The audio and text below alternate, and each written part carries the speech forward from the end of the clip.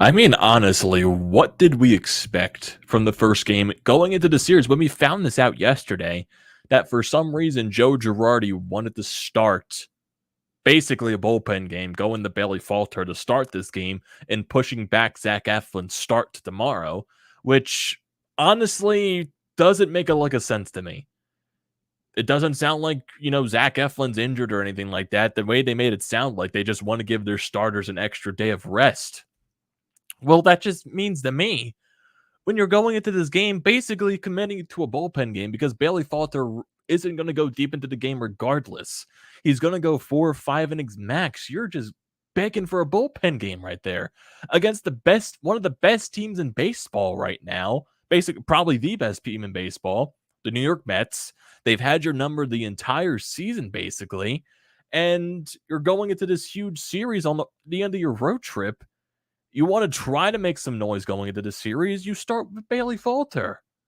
And it's not saying that everything is Bailey Falter's fault because defense behind him was terrible. Bryce and Stott with an early error to start the game. Nick Castellanos with some miscues out in right field.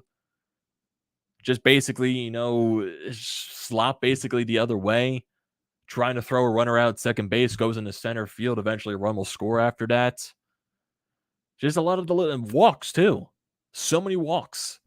The Phillies, I feel like they're the team this season, especially coming out of the bullpen. Their bullpen guys just walk so many guys, and they let those walks come in the score. It's unbelievable. It's just insanely unbelievable at this point. If I go to this entire game and just see the Phillies pitching staff in general, just to see their walk count, it's probably very high. So in terms of the Phillies walked 5 Mets today, and Bailey Falter had 3 of those. Nick Nelson had 1 of those, and Andrew Bellotti had the other. So those walks are coming in the score. Bailey Falter shouldn't be walking 3 people. Granted, a lot of those runs were unearned, not because of him, because of the defense behind him. Like I said, with Rhys and Stott and Nick Castellanos out there in right field, maybe the Mets don't score as many runs as they do in this game because they jump out to a 7-0 lead. But then your offense comes back. They make a spark. They make a push in the 6th inning. They score 6 runs, make it a 1-run ball game. Garrett Stubbs, 3-run bomb, lefty with 2 outs. What? Garrett Stubbs? Interesting. Game got interesting. You had way more, but basically the very next inning, you allow a run. Becomes 8-6.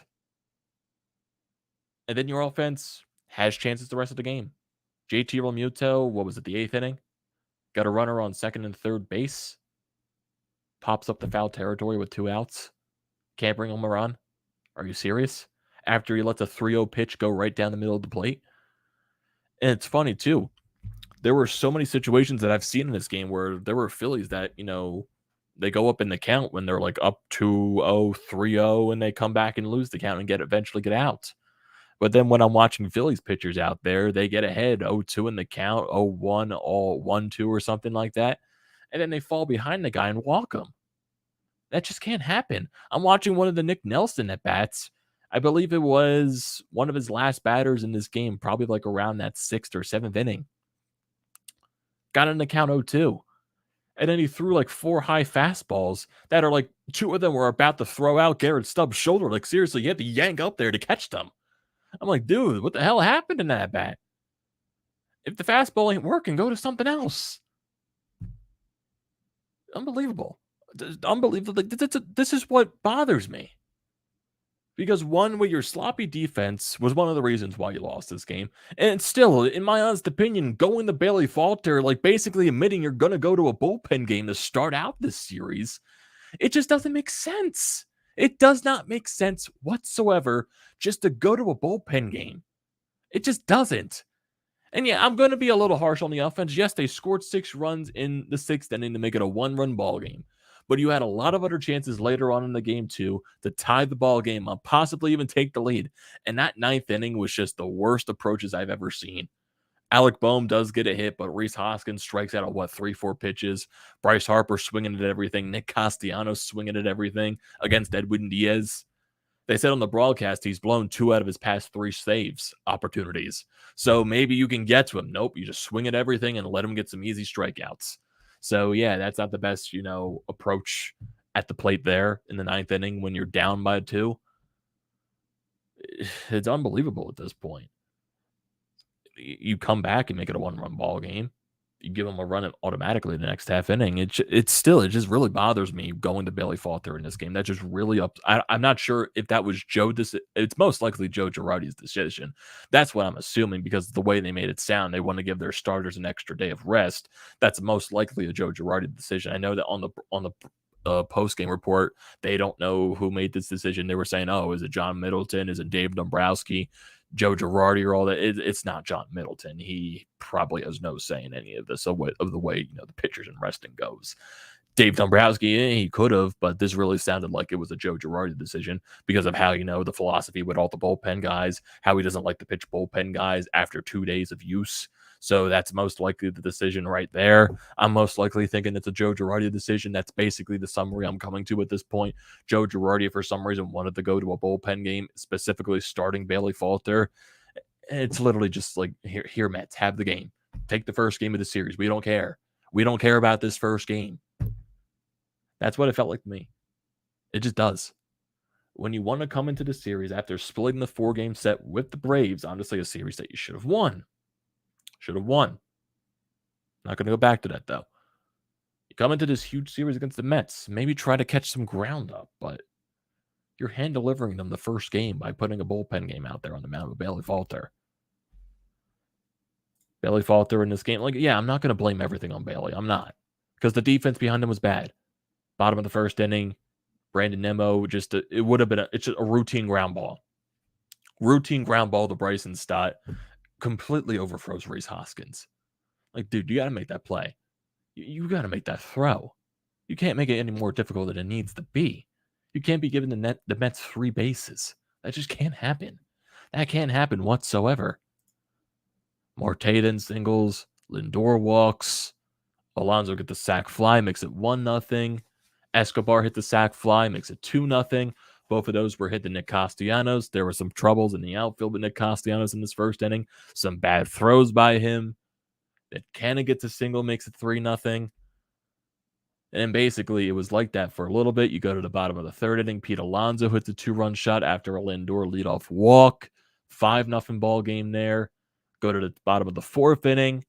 A couple of 2-out situations. Marte singles. Then he steals second base after an error by Garrett Stubbs, which allows him to go to 3rd. And then Francisco Lindor hits a single, makes it 6-0. And then Pete Alonso gets a double to make it 7-0. So this is the 4th inning. This was against Nick Nelson. The first 3 innings were by Bailey Falter.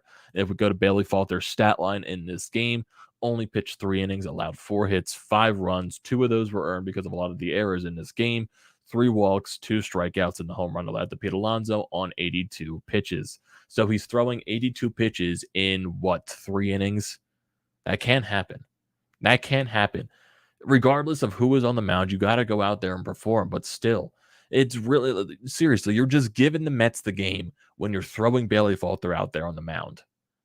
Seriously, I was saying this yesterday. I had no hopes in Bailey Falter starting up against the Mets. I said this last night. And what do you think? That came to fruition. It's you should, seriously, when Zach Eflin in his past 2 starts, the 12 strikeout performance on Sunday against the Dodgers, and his last start against the Padres, regardless, the Phillies didn't win that ball game, but he still pitched really good. Wasn't the reason why they lost. 2 really good starts in a row by Zach Eflin after coming off of the COVID list. Don't you think you want to ride that high a little bit, Joe Girardi? Don't you think you want to ride that high a little bit? No, let's give our starters a day of rest. Let's give them an extra day of rest. Let's go to a bullpen game to start off this huge series against the Mets. Let's do that. Let's do that. Yeah, we don't want this first game, Mets. You can gladly take it. You can gladly take it. Unbelievable.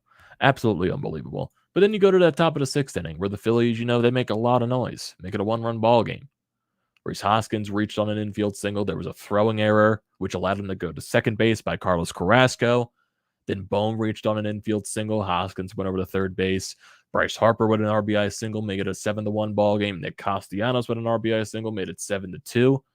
Gene Segura grounds out, which makes it a 7-3 ball game. So you get a Nick Castellanos on second base right there. RBI ground out by Gene Segura. Odubel Herrera works a 2-out walk.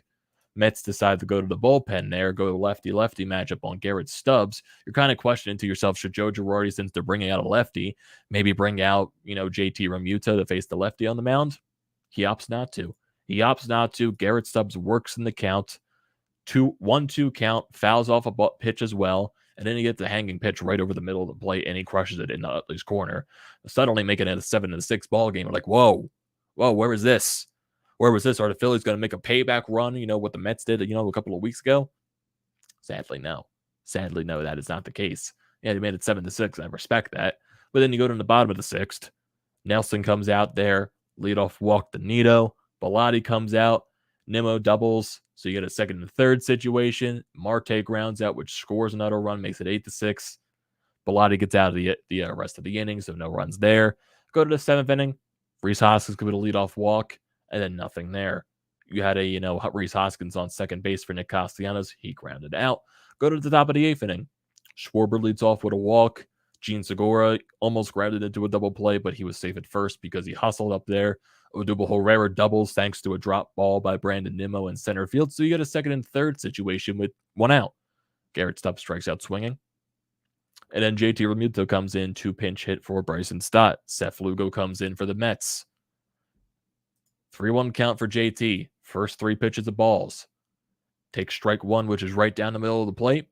Swings at the 3-1 pitch, which probably would have been ball 4. And he fouls out the first base to Pete Alonso. Yeah, don't need that in that situation. Go to the top of the 9th inning. Hoskins strikes out. Alec Bohm singles. Harper strikes out. Nick Castellanos strikes out. Not the best approaches there. Definitely not. So, yeah. Definitely not the biggest fan of this game, specifically for the reason why you chose to go to Bailey Falter. I'm not blaming this all on Bailey Falter. I know it make it sound like that. I just don't like the decision, with Zach Eflin coming off of 2 really good starts. You're just this idea of resting your pitchers so much to start the season. It's not helping you, Joe. It's really not helping you. Because when you're saying, oh, we want to give our pitchers rest because later on in the season when games are more competitive. Well, Joe, do you know when you get towards later in the season and maybe those maybe that will help you. Maybe that will help you, even though it probably won't matter because you won't be in a race for the division. You won't be in a race for the division. Hell, you'll probably barely be in a race for the wild card spot. So how useful are those bullpen arms going to be for you when you're barely in a playoff race? When you're not winning games in April, when you're not winning games in May. Especially, yeah, I get it. Your schedule's insanely tough to start this 2 months. I get it. Facing the Mets so many times, the Dodgers, all these other tough teams. You've got to find a way to win games. You got to win still. You can't be, not being able to use 3 guys you got to be able to use 1 guy 3 days in a row. Like if you have to go try to win 3 games in a row and you have to use Corey Knebel 3 days in a row, you got to do it. You can't be going 2 days Corey Knebel and then trying to throw out a Familia out there in the 9th inning or a Norwood out there in the 9th inning or an Alvarado. For example, Alvarado got sent down to the minors, so who knows what's happening with that situation. But it's frustrating. It's insanely frustrating that the way this ball club is being managed right now. It just is. It really is. I don't want to blame the offense entirely because they did try to make the comeback. They did. So I'll give them, fight for that.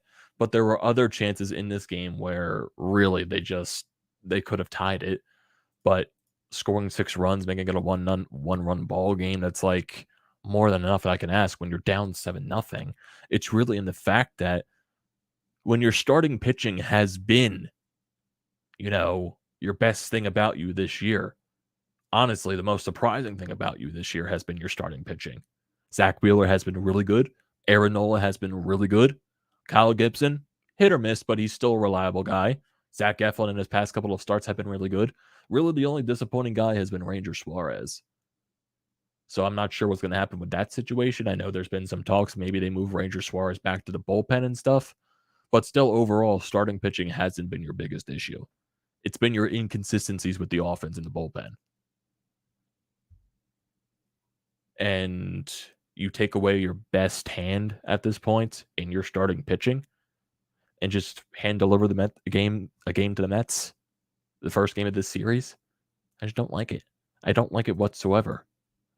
Going to the lineup, Rhys Hoskins 1 for 4, Alec Boehm 2 for 5, Bryce Harper 1 for 5 with an RBI. Nick Castellanos goes 2 for 5 in this ball game, RBI. So maybe his bat's starting to wake up a little bit. He did have a double in this ball game. Kyle Schwarber 0 for 3 with 2 strikeouts. Gene Segura 0 for 3 with an RBI. Odubel Herrera 2 for 3. Garrett Stubbs 1 for 4 with 3 RBIs on the 3-run shot. Bryson Stott still struggling at the plate mightily. He is 0 for 3. His average is down to 114.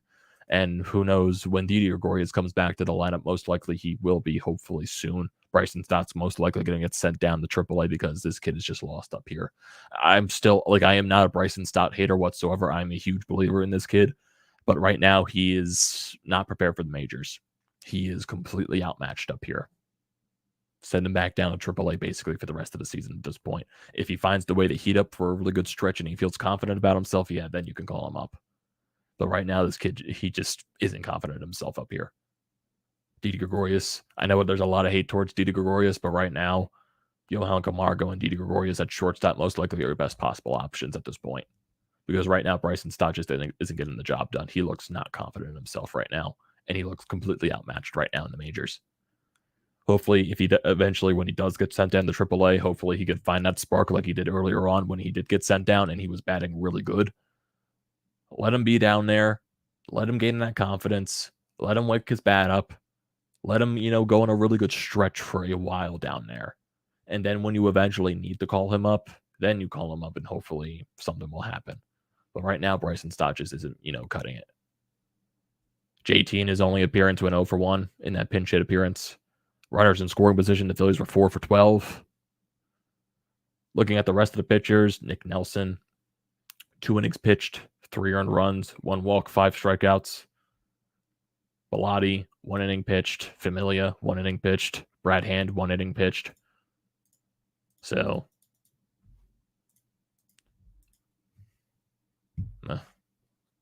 meh. I don't know. This game is it just really felt like a throwaway game. It really did. It really felt like a throwaway game. That's how I'm feeling. That's how I'm really feeling. It just felt like the Phillies threw this game away. Specifically Joe Girardi. Going to a bullpen game, basically. Zach Eflin on the bump. Maybe it's a different situation. Just saying. Maybe it is. So, that's going to do it for this video, everyone. What are your thoughts on this game? And then basically just looking at the rest of the series, actually, before I end it off real quickly, because, you do have 2 more games left in this series, and both of them are going to be on national television. So, joy. We get to see, on Fox tomorrow, ESPN on Sunday. Yeah, we get to see this team shit the bed, most likely. I'm not trying to be the huge Debbie Downer. I hate being that. I hate that. Zach Eflin on the mound tomorrow. Zach Wheeler on the mound Sunday. Let's try to get some 2 wins here, please. I hate making myself sound like the Debbie Downer. But this team right now just isn't cutting it for me. It isn't. But I'm still watching every game now. But still. Try to, get a win tomorrow. Then handle business Sunday. Try to, please, for our sanities. So, it's going to do it for this video, everyone. Don't forget to drop a like on this video. Don't forget to check out the painted lines and everything else that is down in the description below. BrodesMedia, the Flyer Pod merch website, and everything like that. Do not forget to leave your comments and opinions down in the comment section below. I'd like to see those as always. I see 1 comment right here in the live feed. My friend, you sound like I feel a complete loss for words to describe this team. Exactly. So, don't forget to check out everything in the description below. Don't forget to drop a like and hit the subscribe button. Don't forget to use the code TTPSPORTS for $20 off your first purchase at SeatGeek, everyone. And I will see you next time.